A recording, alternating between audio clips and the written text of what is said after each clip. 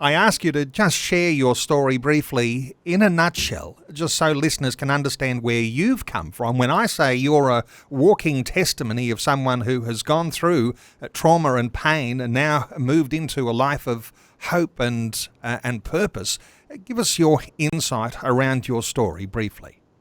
Okay, so just a quick story, and it is, if there's children around, it is a little bit harsh to hear. When I was 13, I was in a dysfunctional family. My parents were alcoholics. Life was extremely dysfunctional, and I know many listeners will live within that space or have had that experience. When I was 13, my father decided one day that he would take his own life, and he included me in that suicide. He'd been drinking all day at the hotel. We'd come home. He was lying on my bed. He asked me to get him his gun. And of course, obedient, I did that. I brought it into him. He said to me, "This is how you kill yourself." He put the gun in his mouth, the barrel in his mouth, and he pulled the trigger. So he killed himself right there in front of this 13-year-old girl. That's one of the traumas of that day. I rushed to get out of the home with the children, and then that night, long story, it's in my books, of course, but that night my uncle's form of comfort for me, who had witnessed this incredible suicide, was to rape me. His form of comfort was to rape me simply because he could. So here I am, 13, and I am marked by one day, one defining moment in my life changed my life that day. And when you have defining moments like that, and undoubtedly there'll be listeners who, thinking through their own defining moments, things that happened, it wasn't their fault, but things that happened that set them on a trajectory for their life they never intended, things that took them down some gullies that they never wanted to go. They had big, beautiful aspirations of wonderful goodness and things like that that take you in a different direction. Give us some insight here, Wendy, your own story once again, that when you deal with those things through your teenage years, these are formative years, and into your adult years, the sorts of pain and trauma that you can carry with you.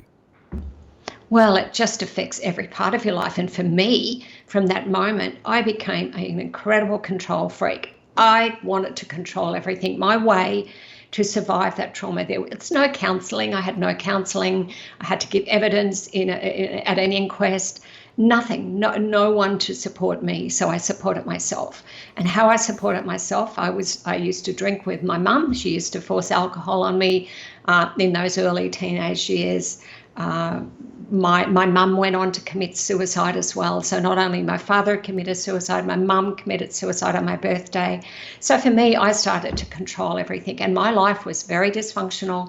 I was drinking heavily. I was contemplating suicide many, many times.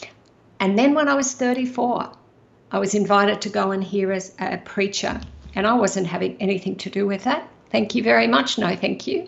But I went along anyway. And up until then, I hadn't shared my story. I love how God works it, Neil, right? I wasn't going, but God had a different plan, right? So there I was in this church, and they did an altar call, not that I knew that's what it was then, in Newcastle in Australia. And I was out the front. I couldn't get out there fast enough. And the lady that prayed for me told me that God knew the guilt I carried over my father's death. My goodness, God had my attention. He captures our attention, and we're in a place where you say you became a control freak. You wanted to take control of everything. In your book, you talk about the sorts of masks we wear. One of those, you say, is you become aggressive. I'm assuming that's where you say you were a control freak, you were aggressive. But others deal with their trauma and their pain in a different way. Some move into withdrawal, and some just try to cover up. There's all these masks that you like to talk about. Give us some insight here into how it develops when you go through the trauma experience and you try to deal with that on your own. Well, I think it's important to acknowledge, sorry, I'm losing my earpiece here, important to acknowledge that we think or we believe within ourselves that we're meant to just get up, shake off and keep moving forward, right?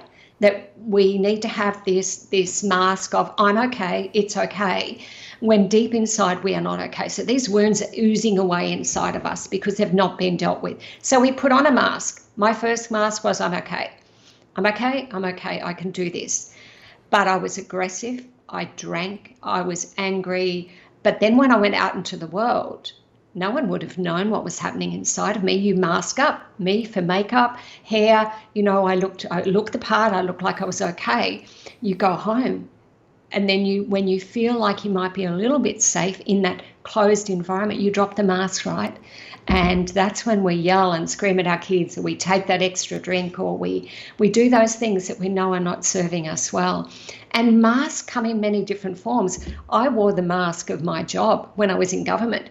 That made me who I was. My mask was my title, and that's what I attached to. And I know we've spoken about that before, but that's a really important mask today.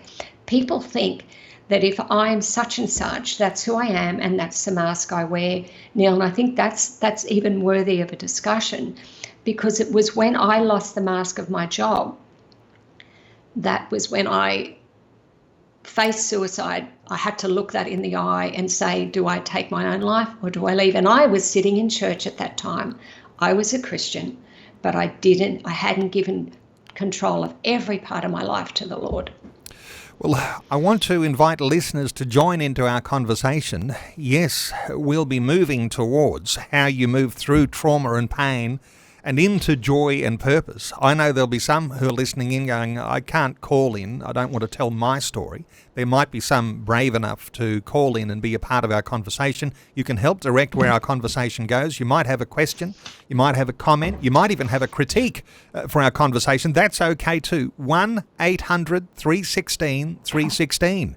Our special guest is author Wendy Burns. Her new book is called Unmask, Stop Hiding, Start Living. We're back with more in just a few moments.